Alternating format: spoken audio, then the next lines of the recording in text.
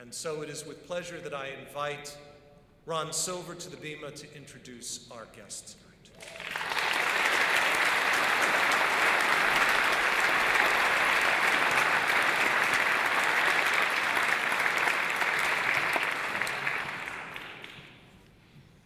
Now, one thing I have to say is everybody forgets, in that Oregonian article, it said the most likable man in Portland, and then they had a question mark. So the vote is still out.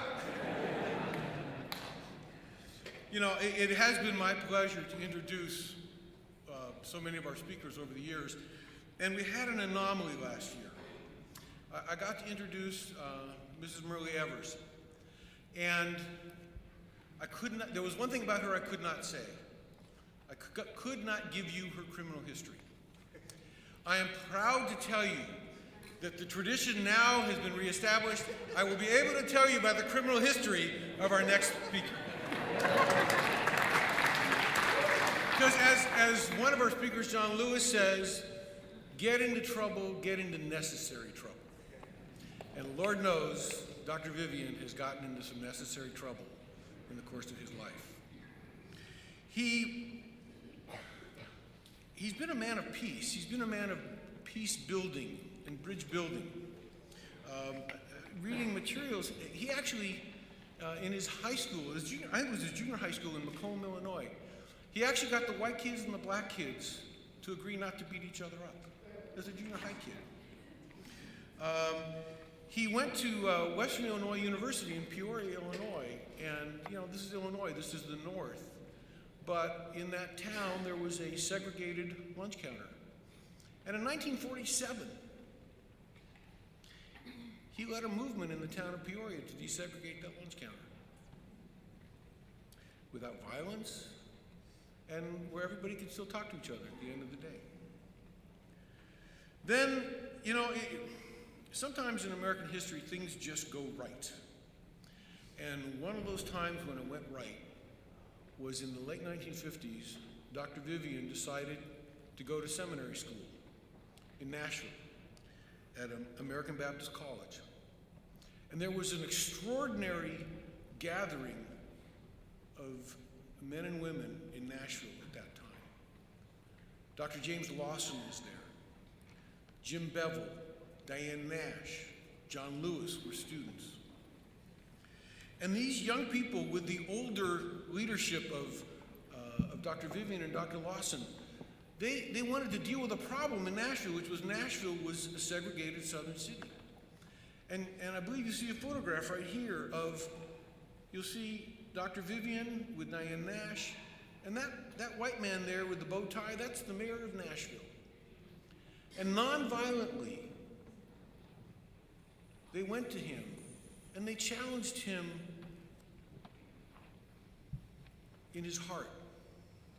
How can it be right to segregate your stores, segregate your lunch counters? And from his witness, from the witness of Dr. Vivian and the young students, Mayor West agreed, you're right, it isn't right. And that's how Nashville became desegregated, without violence.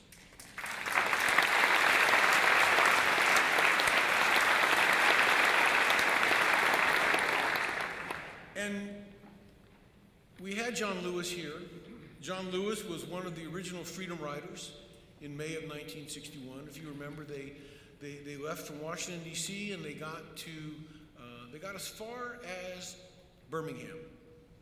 One bus had been burned in Anniston just before Birmingham, and the second bus of riders who were from the Congress of Racial Equality, from CORE, got into the bus station in Birmingham, and they were mercilessly beaten.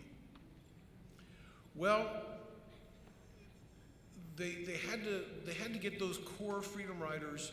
They ended up flying them down to New Orleans, and it looked for a moment as though the Freedom Rides were over. But those students in Nashville, the Diane Nashes and the Jim Bevels, they said, we've got to keep this going. And they went to their mentors, James Lawson and C.T. Vivian, and they brought the Freedom Rides back. And the Freedom Riders, they went into Montgomery. And they took the Freedom Rides from Birmingham to Montgomery, where they were beaten again. And then they revived them from Montgomery to Jackson. I do want to point one person out in the audience, because the Freedom Riders were many people. Some who eventually settled here in Oregon. My friend Max Pavsich, I'd like you to stand up. The fellow alumnus of Parchment Penitentiary, Max Pavsich.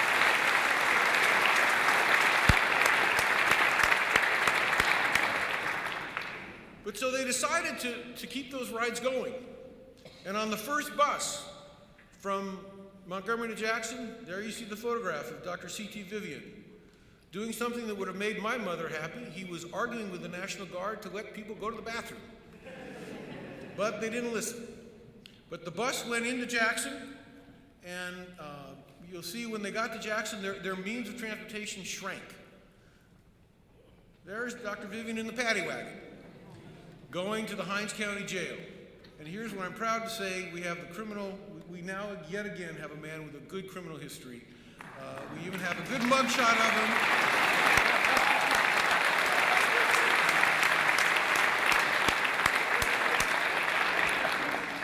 But I got to tell you something.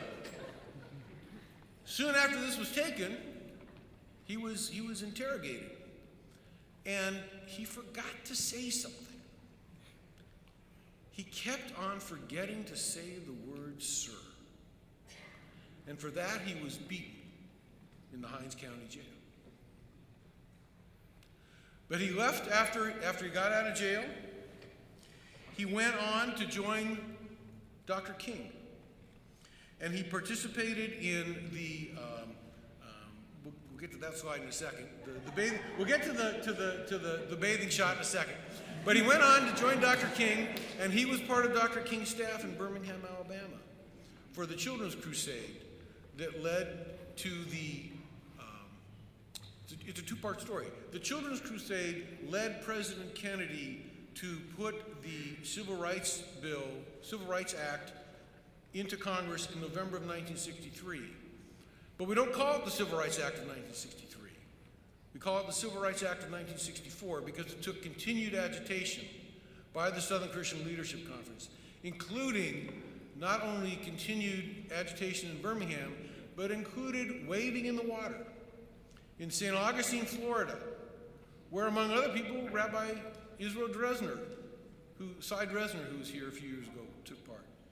And this was an act of faith, because you'll see Dr. Vivian couldn't swim in the ocean, but he figured the Lord would provide. What he didn't know was about 50 feet further in from that, the Lord provided a Ku Klux Klan member to jump on his back and put his face in the sand. But the Lord did provide, with a deputy sheriff who yanked the Klan member off his back. And as Dr. Vivian has told the story, he says, you know, it's amazing when your body knows to come up to the surface. And it did. But he kept fighting. And in 1965, Dr. King decided the focus was going to be Selma. Selma for the Voting Rights Act. And one of the principal men who worked to make Selma happen was Dr. Vivian. And you see him right there confronting Sheriff Clark, the sheriff of Dallas County. And the confrontations between Dr. Vivian and Sheriff Clark were played on the national news. And you can see them in Eyes on the Prize. Jim Clark didn't like being talked to by a black man who felt like he was his equal. And Sheriff Clark, the best way to put it is he decked Dr. Vivian with a good left.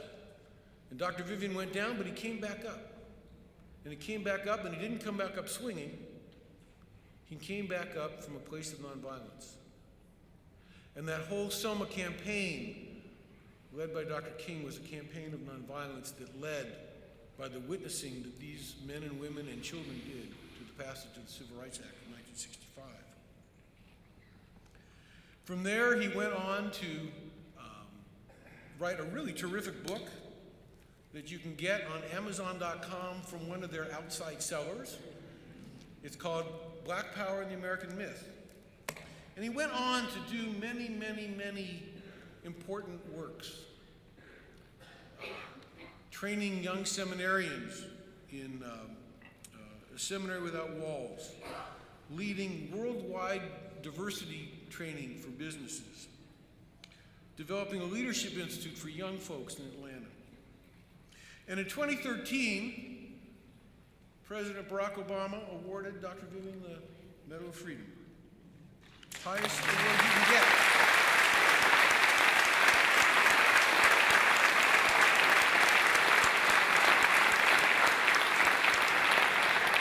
And in 2015, he won there, but some young guy that looks like him in the long coat there played Dr. Vivian in the movie Selma.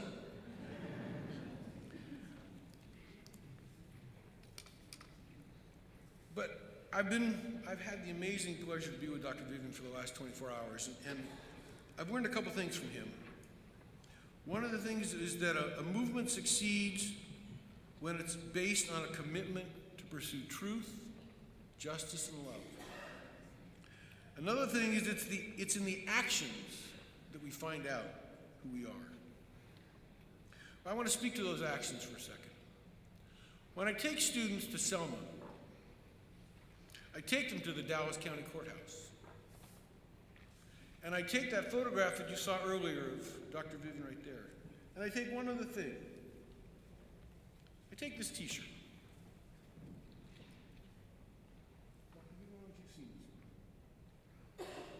And this t-shirt says, somebody prayed for you. Somebody marched for you. And somebody suffered for you. And they didn't even know your name.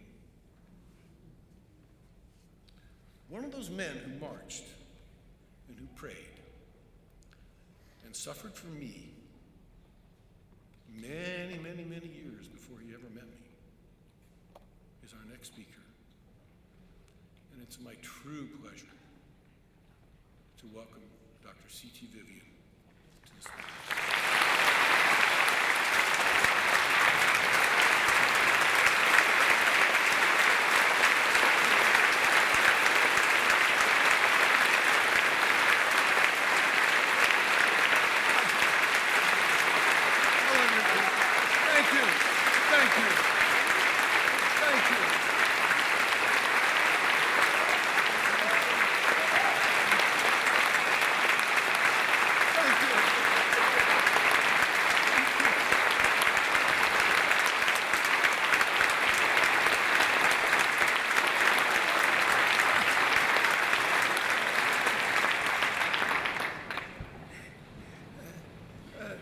As I say, thanks. You know, is that this is a special day. We know it is. And we can look at it 5 different ways. But you know, there is nothing about us, or let's put it another way. There isn't anybody in this country, whether they know it or not, that his lives have not been made better because of Martin Luther King Jr.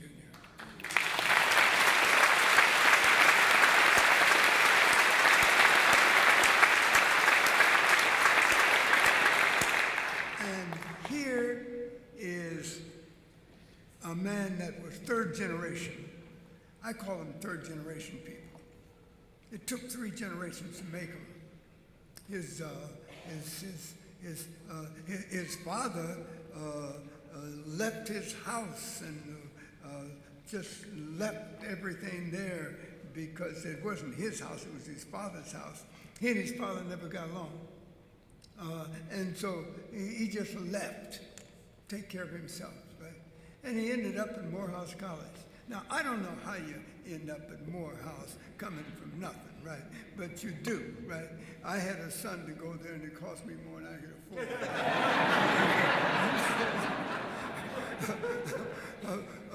But he went, and he saw the wife of the pastor and of the church. And he asked, who is that? And they told him who it was, and surprised that he asked, right? And he said that when he told them that he was going to marry that woman, says the guys laughed so much going back to school that the car was bouncing up and down, right? But he did, and he became the father of a man. Now the church was built by what turned out to be Martin's grandfather, right? Who he just happened to marry into the right family, right? And by the third generation, they had Martin. Martin had he decided not to be involved, and then what happened is that but that summer, picking the tobacco leaves, because that's what they did during the summer to have enough money to go to school, right?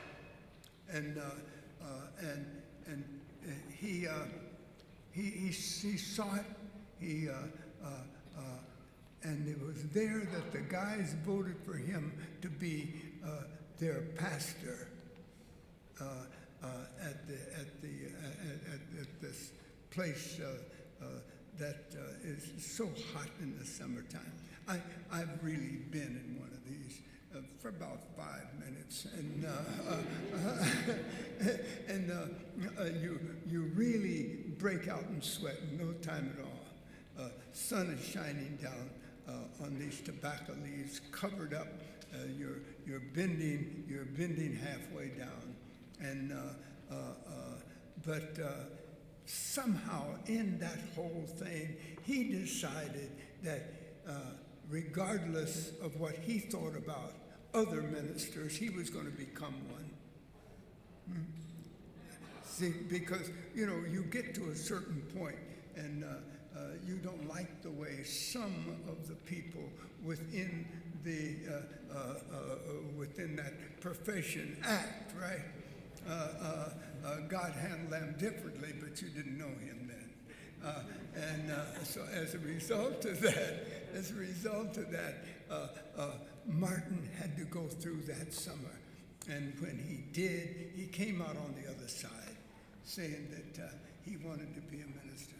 Where was he going? He'd heard ministers all his life, the best that was in the business. That you can't out-preach black ministers.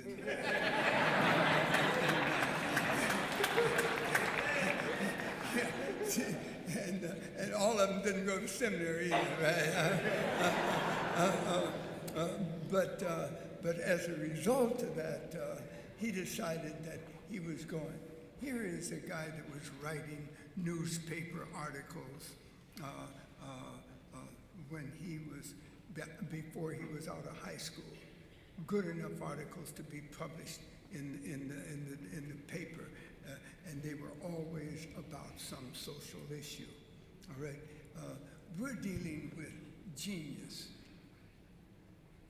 There's nothing wrong with genius. It's a great idea. All right, and most of us need somebody to stand up for us that can outdo anybody who wants to put us down, and can organize us so well that we gain our humanity in better ways than we even thought, right?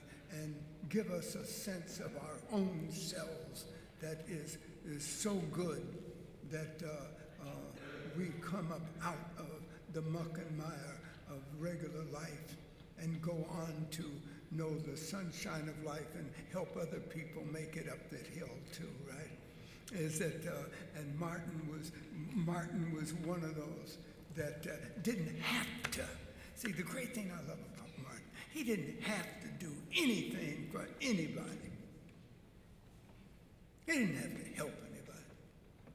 And he was so good at ministry. And just take it down the road.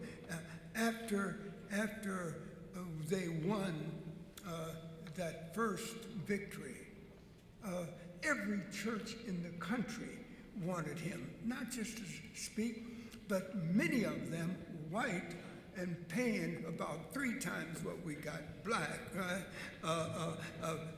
Paying him quite well. He didn't have to do anything. He could have gone across this country just preaching, just telling the story, right? And it would have been good enough.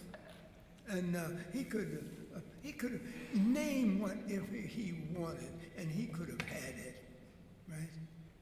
Because he gave us a new method. But it wasn't just us he gave a new method, right? Is that it was everybody. He helped out the people that fought him most, the Southerners, right? And the worst of them, right? He wanted them to be saved, not just for not wait till they go to heaven, but be saved right here and right now. He wanted everyone to have what he knew this nation could give. He was talking about that one day, and he was saying is that one day we will ask the question, why is it that we've got millions of people who don't eat properly every day in the richest country in the world?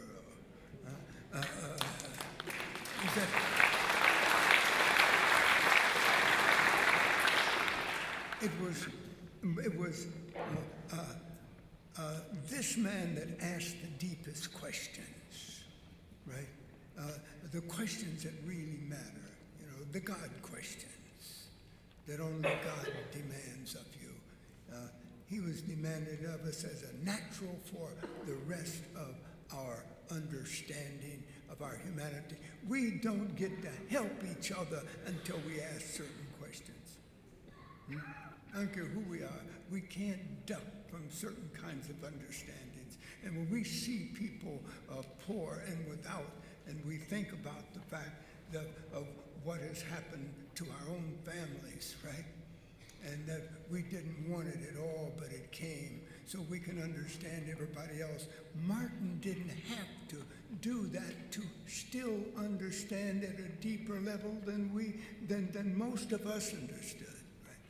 Cared for people beyond the level that you need to care for people, right?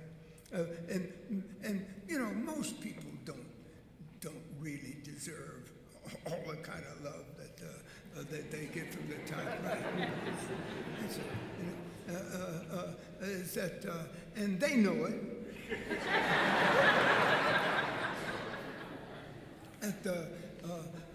But thank God that there are people like Martin that don't care how bad you are, what you think, if they are willing to save you if they can.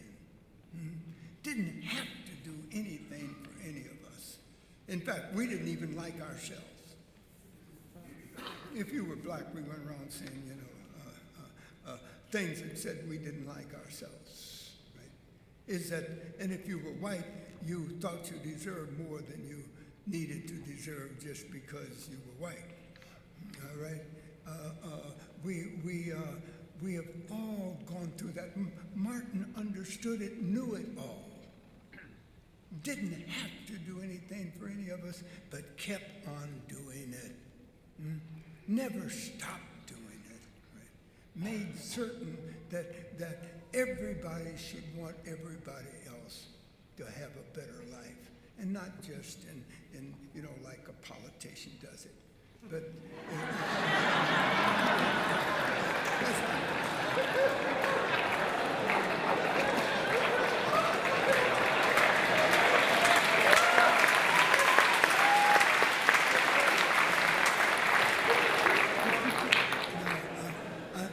didn't name anyone.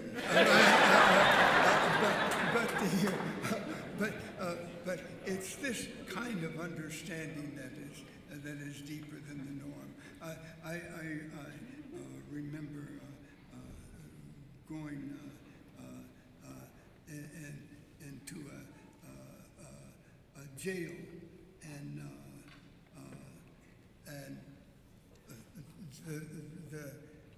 the guy had taken me back to the cell, and he put me in, and there was, he, just pushed me in the door because it was a funny kind of thing, and I looked up, and he had a .38 in my face on the other side of the cell, right? And the thing was, I thought about it, and if that comes with being free, hey, let's do it, right? If you've got the guts enough to kill me for being decent, I've got nuts to die for it, right?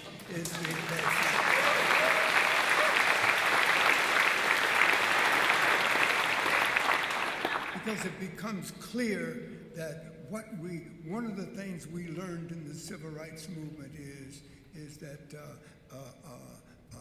you are worth dying for, but you don't have to live.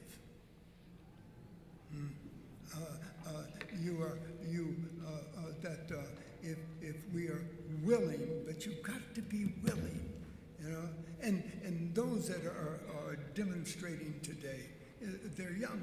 They're just learning that they're going to. I've been with a group of them. We were all together, and we were learning from each other. All right, but that you don't have to die, but until you learn to die, you can't serve hardly anybody at the level that they need to be served. All right, is that and this is what nonviolence is all about. Is that you've got to learn to give of yourself at a level that is beyond the norm. Right? And everybody I know, see, and you've got to know that God is in this with you. You've got to know that. Is that and it's easy if you just try it. I was thinking about that. I was in St. Augustine, Florida, and we had a wade-in, right? And we made up the wade-in. You got to. That's why I got a strange sounding name, right? But we were going to wade in, right, and keep going because we were going to swim. Here was 6 miles of beautiful, beautiful beach, and if you were black, you couldn't go in the water. You had to go 6 miles down the way, and a black guy owned a piece of it, so you could go in there, right? All right. But you couldn't go in any of the 6 miles of perfect beach. And we said, well, we're going in, all right? And you've got to understand that there are things in life that you deserve for no other reason than you're human.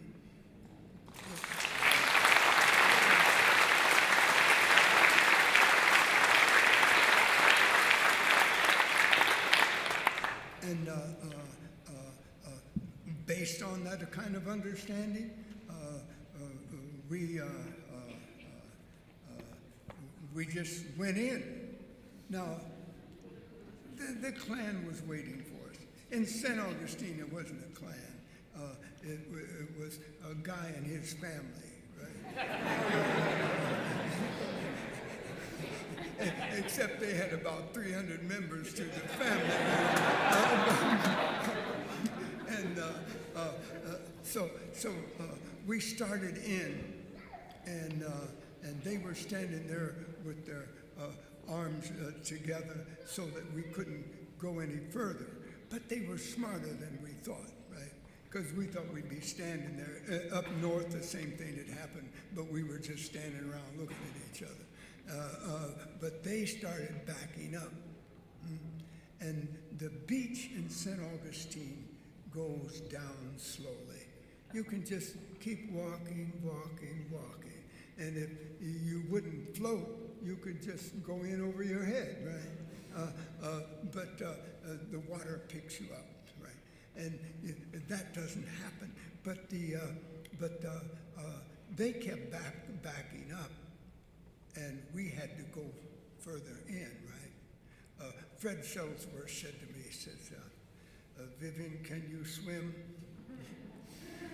I said, yes, but not in an ocean.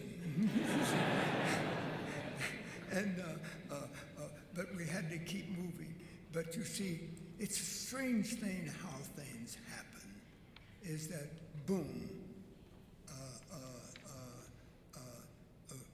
one of the guys broke on their side and jumped on one of our guys, right? And it's, when, they couldn't back up anymore. And but we went to meet them. They kept coming to get to us then. I can see a frustrated face of one of them now, is looking back at the guy who jumped too soon, and he knew it was all over. And then a guy jumped on my back, and I hadn't seen a policeman around, but the governor had put several policemen on that beat and told him to make certain nobody gets killed in St. Augustine, because that was the year they were the 100th year of the city's life, right? And they couldn't afford to lose the money from their advertisements, right? So it's better that he put policemen out there and save us. He didn't like us, but that was beside the point. Money was what he was after, and he couldn't make this city look bad. His city's looking bad was more important than the life of other people. That's a kind of American sickness, isn't it, right? If you own something, you've got to make it look good. And you can't afford to, you may hate everybody and dislike everything, but you're willing to pay something and make certain you make money before you will even be halfway decent, right? Unless what? Unless you have something worth fighting for, unless you've made some commitment to something deeper than life as we normally see it. And the guy jumped on my back, and and he put my face right down in the sand, and he was, I smiled. Actually, I actually did. I know what it sounds like, but you can't make up stuff like that, right? And my face was in the sand, and I said, "This is it. This is it." The guy straddled me. I thought I was going to die at that moment. But I was laughing while I was dying, you know. There's something in that has meaning. I'm not for certain, but keep thinking about it. And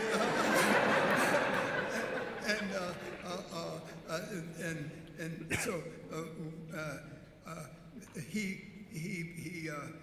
I found he was on my back, but I found out that all of a sudden I was floating up. And you know how it is, you just pop up, kind of, right? He pulled this guy off of me, and it just popped up. And he, being a white male in the Deep South, he thought he was supposed to arrest me. and not the other guy, me. It would have been all right if he was wanting to arrest both of us, but he only wanted to arrest me.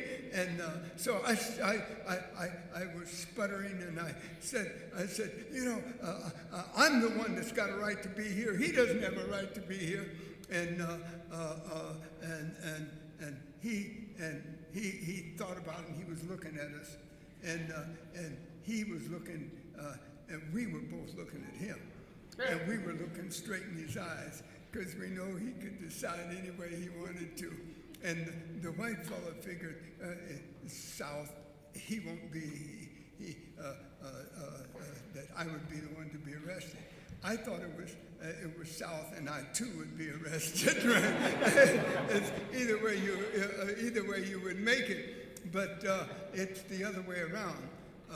It's because he would lose some money, not he, but the governor. And so he thought about it. This policeman was really thinking about it. He was past an understanding of Southern segregation. He really was past it. You could tell it in his eye. The other guy could see in his eyes too, and started running down the beach, right?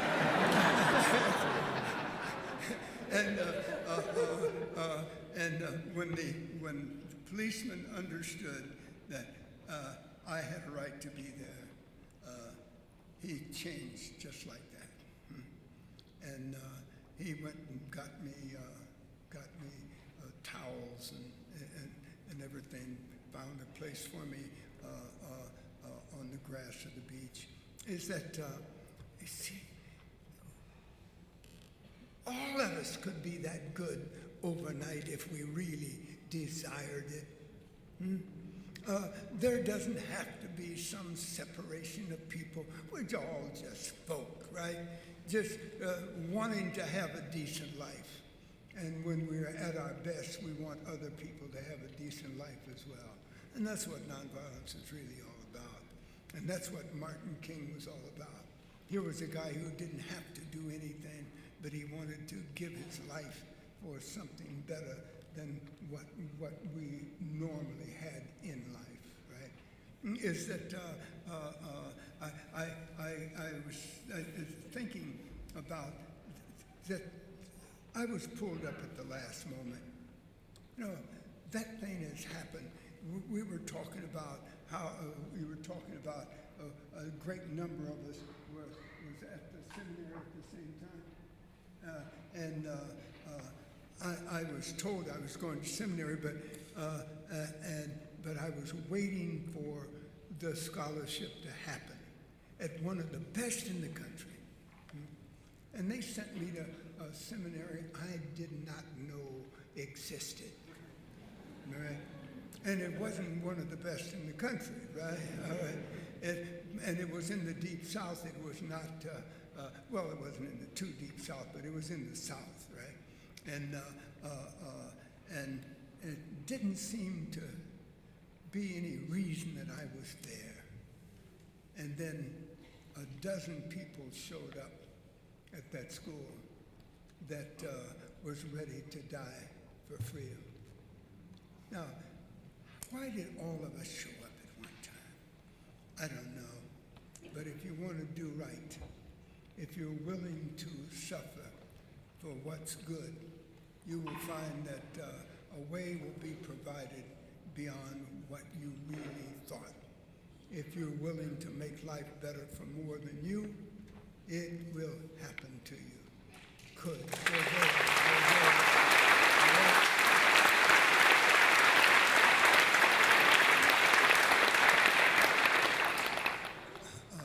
Is that we are now at that place where that we have the means and the method. Martin was the means and he was the method and he was the man. All right? As without Martin King, we would not. I was doing nonviolence 12 years before Martin, but I wasn't Martin. You know what I mean? And people have said to me, well, why weren't you going on and oh, they were telling me all the things I should have been doing that would have made life better for everybody, right? But I didn't have the vision. Martin, when he first heard about nonviolence, he went to and bought about 6 books on nonviolence, right? And when he went to look for a job, a church, his father found him the church, right? Because well, that's the way it works, right?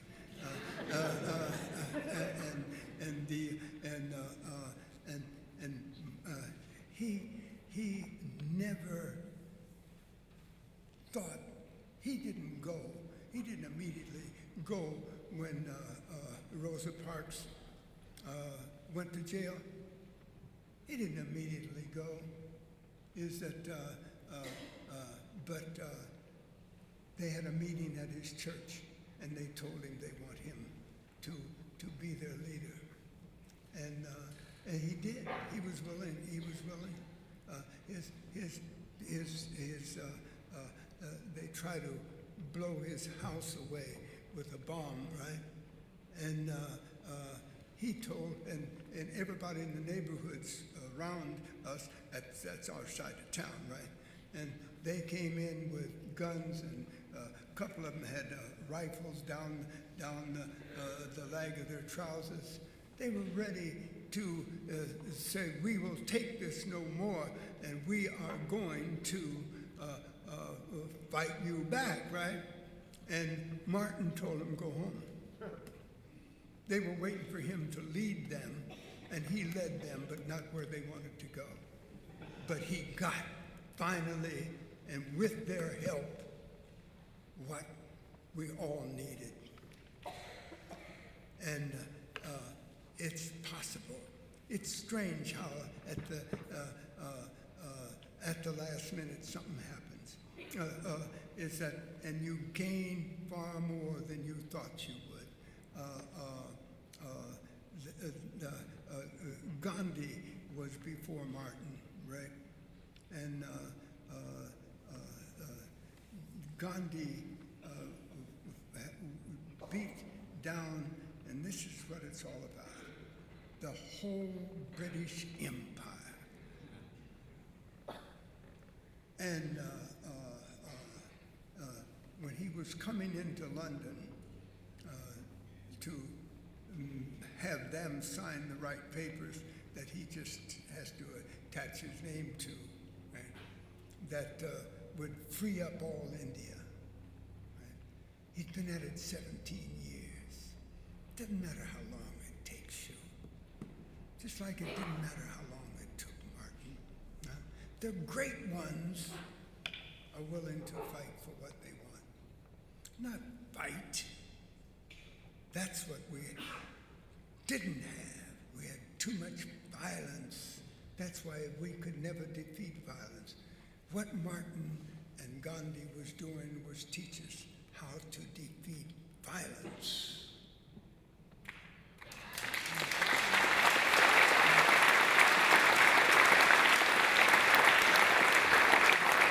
And the rest of the story comes with a story when he came in to take the victory back to India, is that as he was coming down, remember way back when you had to go down steps from an airplane? Well, some do.